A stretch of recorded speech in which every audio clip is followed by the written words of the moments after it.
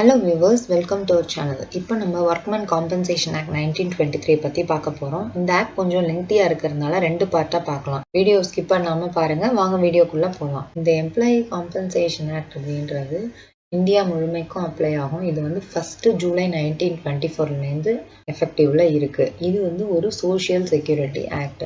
இதுக்கு முன்னாடி வந்து இது ஒர்க்மேன் காம்பன்சேஷன் ஆக்ட் அப்படின்னு சொன்னாங்க. அதுக்கப்புறம் இது ஜெண்டர் ஸ்பெசிஃபிக்கா இருக்கிறதுனால 2009ல ஒரு அமெண்ட்மெண்ட் கொண்டு வந்தாங்க. அதுக்கப்புறம் வந்து இதை எம்ப்ளாயி காம்பன்சேஷன் ஆக்ட்னு சொல்றாங்க.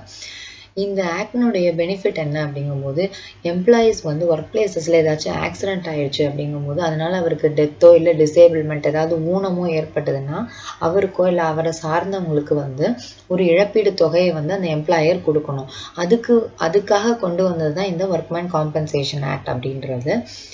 எப்பெல்லாம் அந்த எம்ப்ளாய்க்கு கிடைக்குன்னா ஒன்று வந்து அந்த எம்ப்ளாயி இறந்தாலோ இல்லை அவருக்கு ஏதாவது ஒரு டிசேபிள்மெண்ட் ஏற்பட்டாலோ வந்து அவருக்கு காம்பன்சேஷன் கிடைக்கும்.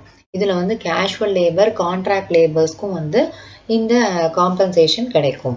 தென் அப்ளிகபிலிட்டி இது வந்து ஃபேக்ட்ரிஸ் மைன்ஸு கன்ஸ்ட்ரக்ஷன் வேலை செய்கிறவங்க டிரான்ஸ்போர்ட்டு அப்புறம் ஹோட்டல்ஸில் வேலை பார்க்குறவங்க இவங்க எல்லாருக்குமே வந்து இந்த எம்ப்ளாயி காம்பன்சேஷன் ஆக்ட் வந்து அப்ளை ஆகும். ஆனால் இவங்க யாரும் வந்து இஎஸ்ஐ ஆக்டில் கவர் ஆகிருக்கக்கூடாது. ஏன்னா இஎஸ்ஐ ஆக்டில் இருக்கிறவங்களுக்கு வந்து இந்த பெனிஃபிட் கிடைக்கக்கூடாது. ரெண்டு பெனிஃபிட் வந்து ஒரே டைம் கிடைக்கக்கூடாதுன்றதுக்காக அந்த மாதிரி வச்சுருக்காங்க. அண்ட் தென் வந்து ஸ்ட்ரக்சர் ஆஃப் த ஆக்ட். இதில் வந்து மொத்தம் வந்து 36 செக்ஷன்ஸ் இருக்குது. அதை 4 பார்ட்ஸாக பிரிச்சிருக்காங்க. அண்ட் தென் 4 ஷெட்யூல்ஸ் இருக்குது. ஷெட்யூல் 1ல் வந்து லிஸ்ட் ஆஃப் இன்ஜுரிஸ் என்னென்ன வந்து இன்ஜுரிஸ்க்கு இழப்பீடு கொடுக்கலாம் அப்படின்னு சொல்லியிருப்பாங்க. அதில் 2 பார்ட் டோட்டல் டிசேபிள்மெண்ட் பார்ஷியல் டிசேபிள்மெண்ட்னு பிரிச்சிருக்காங்க. ஷெட்யூல் 2ல் வந்து யார் இந்த எம்ப்ளாயீஸ் அப்படின்னு சொல்லியிருக்காங்க. இந்த குறிப்பிட்ட எம்ப்ளாயீஸ்க்கு தான் வந்து காம்பன்சேஷன் கிடைக்கும் எந்தெந்த எம்ப்ளாயீஸ்க்குன்னு சொல்லியிருப்பாங்க. ஷெட்யூல் 3ல் வந்து லிஸ்ட் ஆஃப் ஆக்குபேஷனல் டிசீஸ் வேலையினால அந்த வேலை நிமித்தமாக அவங்களுக்கு ஏற்படுற நோய்கள் என்னென்ன அப்படின்றதுடைய லிஸ்ட் வந்து ஷெட்யூல் 3ல கொடுத்துருப்பாங்க. அண்ட் தென் ஷெட்யூல் 4ல் வந்து இந்த மாதிரி வந்து காம்பன்சேஷனுக்கு எப்படி கேல்குலேஷன் பண்ணுறது லம்சம் அமௌண்ட் வந்து என்ன ஃபேக்டர்ஸ் எல்லாம் வச்சு கேல்குலேஷன் பண்ணுறதுன்றதெல்லாம் ஷெட்யூல் 4ல் கொடுத்துருப்பாங்க. தென் அட்மினிஸ்ட்ரேட்டிவ் அத்தாரிட்டி. இப்போது இந்த எம்ப்ளாயர் வந்து எம்ப்ளாயிக்கு காம்பன்சேஷன் கொடுக்கணும். இதுக்கெல்லாம் வந்து அட்மினிஸ்ட்ரேட்டிவ் அத்தாரிட்டியாக வந்து ஸ்டேட் கவர்மெண்ட் அப்பாயிண்ட் பண்ணியிருக்காங்க.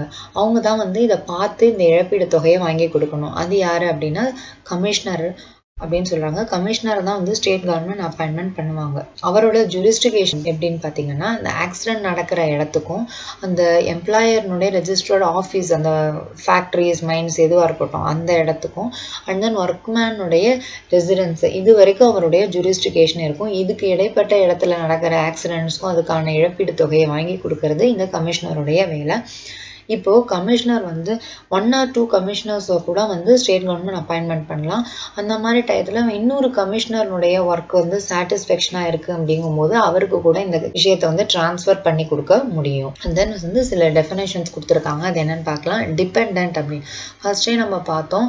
இந்த ஆக்ட் வந்து ஒருவேளை வந்து அந்த எம்ப்ளாயி இறந்துட்டாருன்னா அவரை சார்ந்து இருக்கிறவங்களுக்கு வந்து காம்பன்சேஷன் கொடுக்கணும் அப்படின்னு. யார் அப்படிங்கும்போது அவருடைய மனைவி அதாவது விடோயராக இருப்பாங்க அவங்களுக்கு கொடுக்கலாம். இல்லை அவருடைய மைனர் சன்னு இல்லை அடாப்டட் சன் தத்து எடுத்துட்டு இருக்கலாம். இல்லை வந்து அன்மேரிடு டாட்டர் இல்லை அடாப்டட் டாட்டராக இருக்கலாம். இல்லை அவருடைய அம்மா விடோட் மதர் அந்த மாதிரி இருக்கலாம். இவங்க எல்லாருமே வந்து இவருடைய அந்த ஒரு ஏர்னிங்ஸை டிபெண்ட் பண்ணி இருப்பாங்க இந்த ஃபேமிலியில். அதே மாதிரி அவரோட சன்னோ டாட்டரோ ஒரு 18 இயர்ஸ் அட்டென்ட் பண்ணியிருக்கலாம். அவங்க வந்து ஹோலாவோ இல்லை பார்ஷியலாகவும் அந்த வருமானத்தை வந்து டிபெண்ட் பண்ணி இருக்கலாம். வேற யார் அப்படிங்கும்போது death the time of his widowயர்ன்றாங்க. A parent other than a widowed மதரை தவிர இருக்கிற ஒரு பேரண்டாக இருக்கலாம். இல்லை மைனர் இல்லெஜிட்டிமேட் சன்னு இல்லை அன்மேரிட் இல்லெஜிட்டிமேட் டாட்டராக இருக்கலாம். இல்லை வந்து ஒரு விடோட் டாட்டர் இன்லா அவருடைய மருமகள் விடோயராக இருக்கலாம். Minor child of the deceased son and daughter அவருடைய மைனர் சைல்டுனா சின்ன குழந்தைங்க சன்னோ டாட்டரோ இருக்கலாம். இல்லை வந்து கிராண்ட் பேரண்ட் அப்படின்னா இப்போ அவருக்கு பேரண்ட்ஸ் இல்லைன்னா அவருடைய கிராண்ட் பேரண்ட்னா தாத்தா பாட்டி இருக்கலாம். ஸோ இவங்கெல்லாம் வந்து டிபெண்ட் அப்படின்னு சொல்லியிருக்காங்க. இவங்களுக்கு வந்து அந்த காம்பன்சேஷனை வந்து கொடுக்கணும் அப்படின்னு சொல்றாங்க. டிசேபிள்மெண்ட்டுங்கிறது அந்த இன்ஜுரினால அவருக்கு ஏற்படுற இழப்புகள். மெயினா டிசேபிள்மெண்ட்னா என்னன்னா அவரால் ஒர்க்கும் பண்ண முடியாது நகரவும் முடியாமல் போகிறது. ஃபார் எக்ஸாம்பிள் 2 கை 2 காலெல்லாம் இழந்துட்டாருன்னா அவரால் நகர கூட முடியாது. இதெல்லாம் வந்து ஒரு டிசேபிள்மெண்ட். இது எதனால வருது அப்படின்னா அந்த ஒர்க் பிளேஸ்ல அவருக்கு ஒரு ஆக்சிடென்ட் நடந்தது. அந்த காயத்தினால அவருடைய உடம்புல ஒரு ஊனம் ஏற்படுது. ஸோ இதனால அவருடைய ஏர்னிங் கெப்பாசிட்டி வந்து குறைஞ்சு போகுது. இதுதான் டிசேபிள்மெண்ட்னாங்க. இதை வந்து டோட்டல் பார்ஷியல்னு பிரிக்கிறாங்க. அதை ஃபர்தரா வந்து பெர்மனன்ட் அண்ட் டெம்பரவரின்னு பிரிக்கிறாங்க. செக்ஷன் 2Gல பார்ஷியல் டிசேபிள்மெண்ட்னா என்னன்னு சொல்லியிருப்பாங்க. அவருடைய ஏர்னிங் கெப்பாசிட்டி வந்து ஒரு ஆக்சிடென்ட்னால கம்மியா போறது தான் வந்து பார்ஷியல் டிசேபிள்மெண்ட். டெம்பரவரி பார்ஷியல் அப்படிங்கும்போது அந்த குறிப்பிட்ட வேலையில அவர் இருந்திருக்கும் போது ஒரு ஆக்சிடென்ட் நடக்குது, அதனால அவருடைய ஏர்னிங் கெப்பாசிட்டி குறையும். பெர்மனன்ட் பார்ஷியல் டிசேபிள்மெண்ட்னா என்னன்னா எவ்ரி எம்ப்ளாய்மெண்ட், ஃபர்ஸ்ட் இதுக்கும் அதான் வித்தியாசம். டெம்பரவரியில வந்து அந்த பர்டிகுலர் எம்ப்ளாய்மெண்ட் அவர் வேலை செஞ்சார் இல்லையா அந்த இடம். பெர்மனன்ட்னா எவ்ரி எம்ப்ளாய்மெண்ட், இனிமே அவர் போனாலும் சரி வேற எம்ப்ளாய்மெண்ட்டுக்காக அவர் போகும்போதும் அவரால் வந்து பழையபடி ஏர்ன் பண்ண முடியாது. இதுதான் வந்து பெர்மனன்ட் பார்ஷியல் டிசேபிள்மெண்ட். இன்னொரு விஷயம் என்ன சொல்லியிருக்காங்க, ஒவ்வொரு இன்ஜுரியும் வந்து பார்ட் 2 ஆஃப் ஷெட்யூல் 1ல கொடுத்துருப்பாங்க. அந்த இன்ஜுரிஸ்ல வந்து கவர் ஆகியிருக்கணும் அப்படின்னு சொல்றாங்க. அதெல்லாம் வந்து பெர்மனன்ட் பார்ஷியல் டிசேபிள்மெண்ட்னு எடுத்துக்கணும். அது என்னன்றதை நம்ம பார்க்கலாம். அந்த டோட்டல் டிசேபிள்மெண்ட்னா என்னன்னா செக்ஷன் 2 ஆஃப் LL கொடுத்துருக்காங்க. டோட்டல் டிசேபிள்மெண்ட்டை பொறுத்த வரைக்கும் அந்த ஒர்க்மேனுக்கு வந்து பார்ட் 1 ஷெட்யூல் 1ல வந்து ஒரு 6 டைப் ஆஃப் இன்ஜுரிஸ் வந்து கொடுத்துருப்பாங்க. அதுக்குள்ள வந்திருக்கா அப்படின்னு பார்ப்பாங்க. அண்ட் தென் வந்து பார்ட் 2 ஆஃப் ஷெட்யூல் 1ல சொல்லியிருக்கிற இன்ஜுரிஸும் இருக்கலாம். அதுல வந்து காம்பினேஷன் ஆஃப் இன்ஜுரிஸா இருக்கலாம். For example loss of thumb, loss of hands, இதுக்கு இவ்வளோ பெர்சன்டேஜ். லாஸ் ஆஃப் தம்புனா ஒரு 30% இழப்பு அப்படின்னு கொடுத்துருக்கலாம். அது மாதிரி லாஸ் ஆஃப் ஹேண்ட்ஸ்க்கு ஒரு 50-60% ஏதோ கொடுத்துருப்பாங்க. ஸோ இதெல்லாம் நீங்க ஆட் பண்ணீங்கன்னா உங்களுக்கு 100 ஆர் அதுக்கு மேல போச்சுன்னா அதெல்லாம் டோட்டல் டிசேபிள்மெண்ட் அப்படின்ட்டு இவங்க சொல்லியிருக்காங்க. அண்ட் தென் செக்ஷன் 2 ஆஃப் DDல என்னன்னா எம்ப்ளாயி அப்படின்றது யார் வந்து இந்த காம்பன்சேஷனுக்கு தகுதி உடையவங்க அப்படின்னு. ரயில்வேல வேலை பார்க்குறவங்க, ஷிப்ல வேலை பார்க்குறவங்க, ஏர்கிராஃப்ட்ல வேலை பார்க்குறவங்க, driver, cleaner, helper, mechanic of motor வெஹிக்கல்றாங்க. அதை தவிர மேனுஃபேக்சரிங் யூனிட்ஸ், எக்ஸ்ப்ளோசிவ் வெடிமருந்து தயாரிக்கிறவங்க, சுரங்கத்தில் வேலை பார்க்குறவங்க, ஷிப் லோடிங் அன்லோடிங் பண்ணுறவங்க, கன்ஸ்ட்ரக்ஷன் ஒர்க்கர்ஸ், எலக்ட்ரிசிட்டியில், and then driver, horticulture, cook, ஹோட்டலில் குக்காக இருக்கிறவங்க, அண்ட் சர்க்கஸில் வேலை பார்க்குறவங்க, எல்லாருக்குமே வந்து இந்த டெத்தோ டிசேபிள்மெண்ட் ஆகும்போது அவங்களுக்கு வந்து இந்த காம்பன்சேஷன் கிடைக்கும். எம்ப்ளாயி வந்து கான்ட்ராக்டர் மூலயமா வந்தாலும் அவங்களுக்குமே இந்த இழப்பீடு தொகை கிடைக்கும். யார் வந்து இதில் இன்க்ளூட் ஆக மாட்டாங்கன்னா ஆர்ம்டு ஃபோர்ஸஸ் ஆஃப் யூனியனில் இருக்கிற மெம்பர்ஸ் இன்க்ளூட் ஆக மாட்டாங்க. அதே மாதிரி இவங்க யாருமே ESI ஆக்டில் இருக்கக்கூடாது. ESI ஆக்ட் இருந்தாங்கன்னா அவங்களுக்கு இந்த பெனிஃபிட்ஸ் வந்து கிடைக்காது. இப்போ நம்ம பார்ட் 1 ஷெட்யூல் 1 அப்படின்னு சொல்லிட்டு நம்ம இப்போ தான் பார்த்தோம். பார்ட் 1 ஷெட்யூல் 1ல டோட்டல் டிசேபிள்மெண்ட்டுக்கு வந்து என்னன்றது கொடுத்துருக்காங்க. இதில் வந்து ஒரு 6 வகையான இன்ஜுரி கொடுத்துருக்காங்க. 2 கைகள் 2 கால்கள் இழக்கிறது, கண் பார்வை போகிறது, இல்லை வந்து அப்சல்யூட் டெஃப்னஸ், செவிடா போயிடுறது, முகமே மாறி போகிறது, இது எல்லாமே பார்த்தீங்கன்னா 100% லாஸ். பார்ட் 2 ஷெட்யூல் 1ல என்னன்னா இன்னும் ஒரு 50 இன்ஜுரிஸ் கொடுத்துருப்பாங்க. அதெல்லாம் நீங்கள் என்னன்னதும் உங்களோட டெக்ஸ்ட் புக்கில் பார்த்துக்கோங்க. அதெல்லாம் ஜஸ்ட் பார்த்து வச்சுக்கோங்க அதுக்கெல்லாம் எவ்வளோ பெர்சன்டேஜ் லாஸ்ன்னு. ஸோ அதை கூட்டும் போது உங்களுக்கு 100% மேலே வந்ததுன்னா அதெல்லாம் தான் வந்து டோட்டல் டிசேபிள்மெண்ட். நெக்ஸ்ட் வந்து ஆக்சிடென்ட் காம்பன்சேஷன் வென் பேயபிள். எப்போ வந்து காம்பன்சேஷன் வந்து கொடுக்குற மாதிரி வரும்னா அவருடைய ஒர்க் பிளேஸ்ல வந்து அந்த வேலையினால அவருக்கு அந்த ஆக்சிடென்ட் ஆயிருக்கணும், அந்த டைம்ல ஆக்சிடென்ட் ஆயிருக்கணும். அது வந்து என்னவா இருக்கலாம், டெத்தாக இருக்கலாம், பெர்மனன்ட் டோட்டல் டிசேபிள்மெண்ட்டாக இருக்கலாம், இல்லை பெர்மனன்ட் பார்ஷியலாக இருக்கலாம், இல்லை டெம்பரவரி டிசேபிள்மெண்ட்டாக இருக்கலாம். இதுக்கெல்லாம் கொடுக்கணும். அண்ட் தென் ஆக்குபேஷனல் டிசீஸ், நம்ம ஃபர்ஸ்ட் பார்த்தோம். ஆக்குபேஷனல் டிசீஸ்னு சொல்லிட்டு சில வந்து டிசீஸ்லாம் வந்து வேலை இடங்கள்னால அவங்களுக்கு வந்து வியாதிகள் வரும். அந்த ஃபார் எக்ஸாம்பிள் சில இடங்கள்ல வந்து இந்த அல்ட்ரா வயலட் ரேஸ் அதெல்லாம், இப்போ எக்ஸ்ரே தொழிலாளர்கள்லாம் பார்த்தீங்கன்னா அந்த ரேஸ்லாம் அவங்களுக்கு படும், அதனால கூட அவங்களுக்கு லங்ஸில் ஏதாச்சும் கேன்சர் மாதிரி வரும். ஸோ இதுக்கெல்லாம் வந்து அந்த வேலை இடம் தான் காரணம். அந்த மாதிரி வர்றதுக்கெல்லாம் வந்து இவங்க இழப்பீடு தொகை கொடுக்கணும். Conditions for receiving compensation for personal injury caused by the accident. ஒரு 3 வகையான கண்டிஷன் சொல்றாங்க. முதல்ல வந்து அந்த எம்ப்ளாயர்னுடைய பிஸ்னஸ் நடக்கிற இடத்துல வந்து இருக்கணும். அட் த டைம் ஆஃப் இன்ஜுரியில் அவர் அந்த இடத்துல தான் இருக்கணும். அவருடைய பர்சனல் பெனிஃபிட்டுக்காக இல்லாமல் இருக்கணும். நெக்ஸ்ட் ஒன் வந்து அந்த ஆக்சிடென்ட் வந்து அக்கர் ஆகிற பிளேஸில் இவருடைய டியூட்டிக்காக இவர் வந்திருக்கணும். இன்ஜுரி வந்து அந்த டியூட்டி செய்யும் போது எடுத்துக்கிட்ட ரிஸ்க்குக்காக வந்து இன்ஜுரி நடந்திருக்கணும். இது எல்லாத்துக்கும் தான் அவரால் வந்து காம்பன்சேஷனை ரிசீவ் பண்ண முடியும்.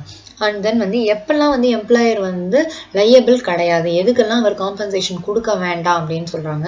ஒரு இன்ஜுரி நடந்ததுன்னா மேக்ஸிமம் 3 days வரையும் வெயிட் பண்ணணும். அந்த எம்ப்ளாயி அவரோட மெடிக்கல் பிராக்டிஷனர் வந்து பார்த்துட்டு 3 days வெயிட் பண்ண சொல்லுவாங்க. அந்த 3 daysக்கு அப்புறமும் அவருக்கு வந்து அந்த இன்ஜுரி சரியா போகலன்னா அப்போ கொடுக்கணும். இல்லை 3 days அப்புறம் சரியா போச்சுன்னா அவருக்கு வந்து காம்பன்சேஷன் கிடைக்காது. அதுக்கப்புறம் வந்து ஒருவேளை எம்ப்ளாயி வந்து குடிச்சிட்டு வராரு, இல்லை ட்ரக்ஸ் ஏதாவது யூஸ் பண்ணியிருந்தாலோ அதனால ஆக்சிடென்ட் ஏற்பட்டாலும் இவர் கொடுக்க தேவையில்லை எம்ப்ளாயர். அதே மாதிரி இப்போ சில ஒர்க் பிளேசஸ்லாம் வந்து அவங்க சில ரூல்ஸ் எல்லாம் போட்டிருப்பாங்க, சில சேஃப்டி மெஷர்ஸ்க்காக சில ரூல்ஸ் கொடுத்துருப்பாங்க. அதெல்லாம் வந்து அவர் ஃபாலோ பண்ணாமல் டிஸ்ஓபே பண்ணினாருனாலும் அவருக்கும் காம்பன்சேஷன் கிடைக்காது. அண்ட் லாஸ்ட்டாக வந்து சேஃப்டி மெஷர்ஸ்லாம் கொடுப்பாங்க. இப்போ ஃபேக்ட்ரிஸ்லாம் காகுல்ஸ்லாம் கொடுப்பாங்க, லாஸ் ஆஃப் ஐசைட் ஏதாச்சும் ஆகிட போகுதுன்னு சொல்லிட்டு அது மாதிரி ஷூஸ்லாம் போட்டுட்டு வாங்கன்னு சொல்லுவாங்க. அதெல்லாம் எதுவுமே போடாமல் இவங்க அப்படியே வந்து இதெல்லாம் ரிமூவ் பண்ணிட்டு அதனால வந்து ஆக்சிடென்ட் ஆச்சுனாலும் இதுக்கு எம்ப்ளாயர் பொறுப்பு கிடையாது. தென் வந்து இப்போ டெத் ஆகிட்டாரு ஒரு எம்ப்ளாயிங்கும் போது அவருக்கு எவ்வளோ இழப்பீடு தொகை கொடுக்கணும் அப்படின்னு பார்த்தீங்கன்னா அவருடைய மந்த்லி வேஜஸ்லேருந்து 50% இன்டூ ரிலவெண்ட் ஃபேக்டர் அப்படின்னு ஒன்று இருக்குது. ரிலவெண்ட் ஃபேக்டர்னா அவருடைய ஏஜை பொறுத்து வந்து அந்த ரிலவெண்ட் ஃபேக்டர் கேல்குலேஷன் பண்ணணும்.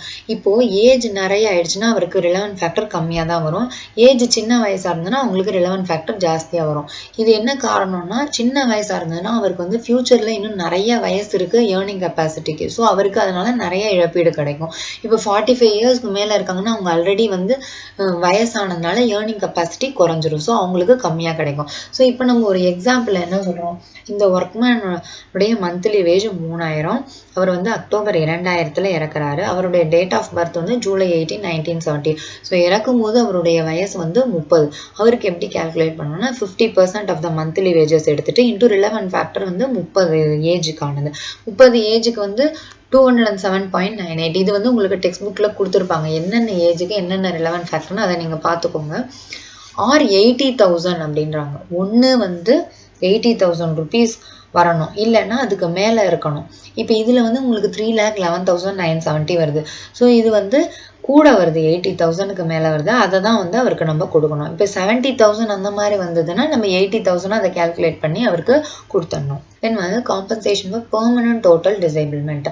இதுக்கு எப்படின்னு பார்த்தீங்கன்னா 60% of the monthly wages into இந்த ரிலவெண்ட் ஃபேக்டர் அவரோட ஏஜை வச்சு. அப்படி இல்லைன்னா 90,000. இது ரெண்டுத்துல எது ஹையராக வருதோ அதை கொடுக்கணும். And then compensation for permanent partial டிசேபிள்மெண்ட்ன்றாங்க.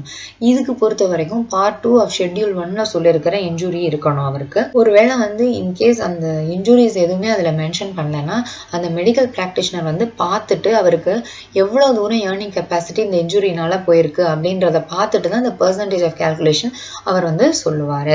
And then வந்து டெம்பரவரி டிசேபிள்மெண்ட், அது டோட்டலாக இருக்கலாம் இல்லை பார்ஷியலாக இருக்கலாம்.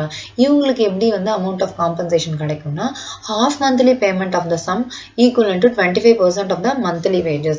அதாவது ஃபர்ஸ்ட் 15 days வந்து half monthly payment வாங்க, 1 to 15 days, and then 16 to 30 வந்து செகண்ட் இதுவாக எடுத்துப்பாங்க. அதுக்குள்ள ஃபர்ஸ்ட் 1 to 15 இருக்கிற அமௌண்ட்லேருந்து 25% ஆஃப் த மந்த்லி வேஜஸ் வந்து கேல்குலேட் பண்ணி உங்களுக்கு கொடுக்கணும். அது கூட வந்து 16th day from the date of disablement. Disablement ஆனதுலேருந்து அந்த 16th day அவருக்கு கொடுத்துடணும். 28 daysக்கு ஆர் மோர் அந்த டிசேபிள்மெண்ட் நீடிச்சதுன்னா. அண்ட் அதர் கேசஸில் வந்து 3 நாள் வெயிட்டிங் பீரியட் 19th day கிடச்சிடும். ஆக்சுவலாக பார்த்தா 3 நாள் எல்லா இதுக்குமே வந்து வெயிட்டிங் பீரியட் இருக்கும். ஸோ அடுத்த மிச்ச கேசஸ்லாம் வந்து இவருக்கு 19th டேயில் வந்து அந்த காம்பன்சேஷனை கொடுக்கணும். And then compensation to be paid when due and penalty for டிஃபால்ட்டுங்கிறாங்க. இது வந்து செக்ஷன் 4A. எம்ப்ளாயர் வந்து கொடுக்க மாட்டேன் அந்த லயபிலிட்டியை ஏற்றுக்காமல் இருக்காரு அப்படிங்கும்போது அவர் மேக்ஸிமம் எவ்வளோ எக்ஸ்டென்ட் வரைக்கும் அக்செப்ட் பண்ணிக்கிறாரோ அதை வந்து அவர் கொடுத்து தான் ஆகணும். அதை வந்து கமிஷனர்கிட்டயோ இல்லை அந்த ஒர்க்மேன் கிட்டேயோ கூட கொடுத்துடலாம். ஒருவேளை அவர் கொடுக்க மாட்டேன் அப்படின்னு சொன்னாருன்னா அவருக்கு வந்து 12% வந்து இன்ட்ரெஸ்ட் போட்டு, ஒரு வருஷத்துக்கு 12% இன்ட்ரெஸ்ட் போட்டு அந்த வட்டியோடு வந்து அவருக்கு அந்த ஒர்க்மேனுக்கு கொடுக்குற மாதிரி வரும். Payment of compensation to contract labour. Contract லேபருக்கு வந்து இது இருக்குன்னு சொல்லிட்டு நம்ம ஆல்ரெடி பார்த்தோம். இதுக்கு வந்து முதல்ல எம்ப்ளாயர் தான் லையபிள். அதே மாதிரி அந்த கான்ட்ராக்டர் சேர்த்து விடுறாரு இல்லையா கான்ட்ராக்ட் இவங்க லேபரை, அவரும் வந்து இதுக்கு முழுமையான பொறுப்பு. இவங்க வந்து இதே மாதிரி தான் அந்த பார்ஷியல் டிசேபிள்மெண்ட் டோட்டல் டிசேபிள்மெண்ட்டுக்கு என்ன அமௌண்ட் வருதோ அதே மாதிரி தான் இவங்களுக்கும் வரும். ஓகே வியூவர்ஸ், இப்போ நம்ம பார்ட் 1 எண்டுக்கு வந்துட்டோம். நெக்ஸ்ட் வீடியோவில் வேறு சில டெஃபினேஷன்ஸ்லாம் நம்ம பார்க்கலாம். இந்த வீடியோ உங்களுக்கு பிடிச்சிருந்ததுன்னா மறக்காமல் லைக் பண்ணுங்கள், ஷேர் பண்ணுங்க, சப்ஸ்கிரைப் பண்ணுங்க, பக்கத்துல இருக்கிற பெல் ஐகானை பிரஸ் பண்ணுங்க. தேங்க்ஸ் ஃபார் வாட்சிங்.